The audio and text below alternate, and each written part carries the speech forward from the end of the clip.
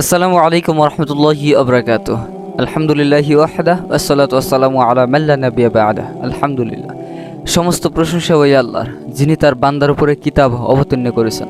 আল্লাহ তাআলা বলেন, আলহামদুলিল্লাহিল্লাযী আনজালা আলা আবদিহিল কিতাবি ওয়া লাম ইয়াজআল লাহু ইওয়াজা। সমস্ত প্রশংসা ওই আল্লাহর, ওই সত্তার, ওই মহান রবের, যিনি তার বান্দার উপরে সত্যসহ একটি কিতাব অবতীর্ণ করেছেন, যেটা আমাদের জন্য পথ প্রদর্শক। দুনিয়াতে সফল ব্যক্তিকে, দুনিয়াতে সব থেকে ভাগ্যবান ব্যক্তিকে, কে সফল? এসএসসিতে গোল্ডেন এ প্লাস পাওয়া, বিসিএস ক্যাডার হওয়া, চাকরি করা, মাসে কোটি টাকা ইনকাম করা, এটা কি সফলতার মানদণ্ড? সফলতার মানদণ্ড কি? আল্লাহ তাআলা বলেন, ফামান যুহজিহা আনিন নার ওয়া উদখিলাল জান্নাহ। যে ব্যক্তিকে জাহান্নামের আগুন থেকে বাঁচানো হলো এবং জান্নাতে প্রবেশ করানো হলো, সে ব্যক্তি হলো সফল। আমরা মনে করি কোটি টাকার চাকরি করা, 50,000 টাকা মাসে ইনকাম করা, এসএসসিতে গোল্ডেন এ প্লাস পাওয়া, এরপরে বিসিএস করা, এরপর ডক্টরেট করা, ইঞ্জিনিয়ার হওয়া, লক্ষ লক্ষ টাকা ইনকাম করা, কোন পন্থা এসেছে এটা দেখার বিষয় না, টাকা হলেই চলে। তো এটা যে ব্যক্তি মনে করবে, সে ব্যক্তি কিন্তু সফল না। সফল কোন ব্যক্তি? ফামান যুহজিহা আনিন নার ওয়া উদখিলাল জান্নাহ।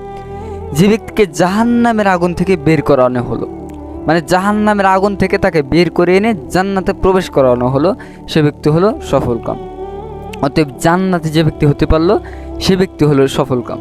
আমরা দুনিয়াতে অনেক কিছুর পিছনে ছুটি, কেউ নারীর পেছনে ছুটি, কেউ টাকার পেছনে ছুটি, কেউ অর্থনীতির পিছনে ছুটি, কেউ ক্ষমতার পিছনে ছুটি, অনেক অনেক দিকে ছুটি। কিসের জন্য? আমরা শুধুমাত্র একটু শান্তি পাওয়ার জন্য ছুটি। পরিপূর্ণ শান্তি রয়েছে জান্নাতে, আল্লাহ সুবহানাহু ওয়া তাআলার ইবাদতে। পৃথিবীতে কোনো জিনিস আপনাকে শান্তি দিতে পারবে না। পৃথিবীতে রাজনীতি বলেন, আর টাকা পয়সা বলেন, আর মেয়ে বলেন, আর অর্থনৈতিক বলেন, কোনো কিছু আপনাকে শান্তি দিতে পারবে না। চিরস্থায়ী শান্তি শুধুমাত্র আল্লাহ সুবহানাহু ওয়া তাআলার কাছে এবং তার ইবাদতে। আপনি যদি মুসলিম হন, আপনি যখন আল্লাহ তাআলার ইবাদত করবেন, সালাত আদায় করবেন, তখন আপনি মানসিক শান্তি পাবেন। আপনার যখন টাকা পয়সা হবে, তখন আপনার কাছে অশান্তি মনে হবে, কিন্তু যখন আপনি ওই টাকা থেকে দান করবেন, তখন আপনার মনে শান্তি পাবে। আপনার অনেক টাকা হয়েছে, জাকাতের অনেক টাকা হয়েছে, কিন্তু আপনি যতক্ষণ পর্যন্ত জাকাত না দিবেন, আপনার মালটুকু নিরাপত্তায় থাকবে না। যখন আপনি মালের জাকাত দিবেন, তখন আল্লাহ সুবহানাহু ওয়া তাআলা আপনার মালকে নিরাপদে রাখবে। 100 কোটি টাকা বা 50 কোটি টাকা অথবা 5 কোটি টাকা যদি আপনার কাছে হয়, তাহলে এই মালের আপনার কাছে নিরাপত্তার বড় একটি অভাব না? কিন্তু আপনি যখন ওই মালের জাকাত দিবেন, আল্লাহ সুবহানাহু ওয়া তাআলা আগুন থেকে, পানি থেকে নিরাপদ করবেন। সুবহানাল্লাহ। অতএব মালের নিরাপত্তা হলো জাকাত, টাকা পয়সার নিরাপত্তা হলো দান, আপনার জানের নিরাপত্তা হলো আপনার জানের একটি নিরাপত্তা আছে। আপনি মাঝে মধ্যে সদকা করবেন, উত্তম কথা বলবেন, মসজিদের টাইলস পরিষ্কার করবেন, মসজিদ ঝাড়ু দিবেন, রাস্তাঘাট পরিষ্কার করবেন, এটি হলো আপনার জানের নিরাপত্তা। প্রত্যেকটা বিষয়ের একটি করে নিরাপত্তা আছে, প্রত্যেকটা বিষয়ের একটি করে নীতি আছে। অতএব আমরা ওই নীতিগুলো অবলম্বন করব, জান্নাতের পথ বেছে নেব। আমরা আল্লাহ সুবহানাহু ওয়া তাআলার ইবাদতের মাধ্যমে জান্নাতে যেতে পারবো না। বনি আদমের কোনো ব্যক্তি, রাসূলুল্লাহ সাল্লাল্লাহু আলাইহি সাল্লাম বলেছেন, কোনো বনি আদম জান্নাতে প্রবেশ করতে পারবে না তার ইবাদতের কারণে বা ইবাদত দিয়ে। তখন সাহাবীরা বলল, হে আল্লাহর রাসূল, তাহলে কি আপনিও কখনো জান্নাতে যেতে পারবেন না আপনার ইবাদত দিয়ে? তখন বলল, না, আমিও জান্নাতে যেতে পারবো না আমার ইবাদতের মাধ্যমে। তার মানে রাসূলুল্লাহ সাল্লাল্লাহু আলাইহি সাল্লাম জান্নাতের যেতে পারবেন আল্লাহর ইবাদত দিয়ে।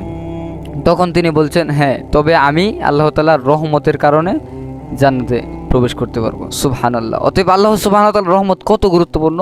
এই ইবাদতের সাথে আরেকটা বিষয় হলো, সেটা হলো আল্লাহর রহমত। অতএব রহমত ব্যতীত আপনি কোনো ইবাদত করতে পারবেন না বা কোনো ইবাদত কবুল হবে না। আপনি বলতে পারবেন, জীবনের এক ওয়াক্ত সালাত আমার কবুল হয়েছে। আপনি কখনো বলতে পারেন, আল্লাহ সুবহানাহু ওয়া তাআলা আপনার কাছ থেকে আখিরাতকে গোপন করেছে। আপনি কখনো বলতে পারবেন না যে আমার জীবনের এক ওয়াক্ত সালাত, 1 টাকা দান, অথবা একটি মুখের কথা, অথবা কোনো একটা কিছু জীবনের কবুল হয়েছে, এটা আপনি বলতে পারবেন না, কারণ আল্লাহ সুবহানাহু ওয়া তাআলা এই বিষয়টা আপনার কাছ থেকে গোপন রেখেছে। অতএব আপনি যদি জীবনের সফল হতে চান, আল্লাহ সুবহানাহু ওয়া তাআলা বলছেন, ফামান যুহজিহা আনিন নার ওয়া উদখিলাল জান্নাহ। জাহান্নামের পথ থেকে ফিরে এসে আমি যদি জান্নাতের পথে যেতে পারি, তাহলে আমি সফল।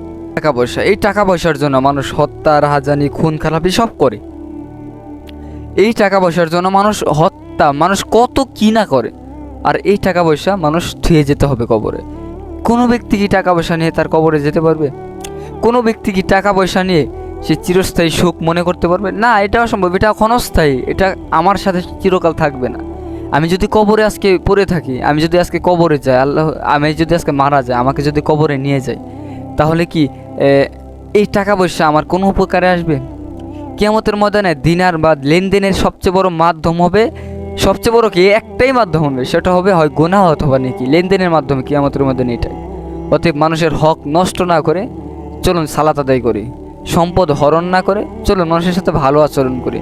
এগুলোর মাধ্যমে আমরা জান্নাতমুখী হই। প্রিয় ভাই, আর সময় নেই, আমরা জান্নাতমুখী হওয়ার চেষ্টা করি ইনশাআল্লাহ। ওমা তৌফিকি ইল্লা বিল্লাহ। আসসালামু আলাইকুম ওয়া রাহমাতুল্লাহি ওয়া বারাকাতুহু।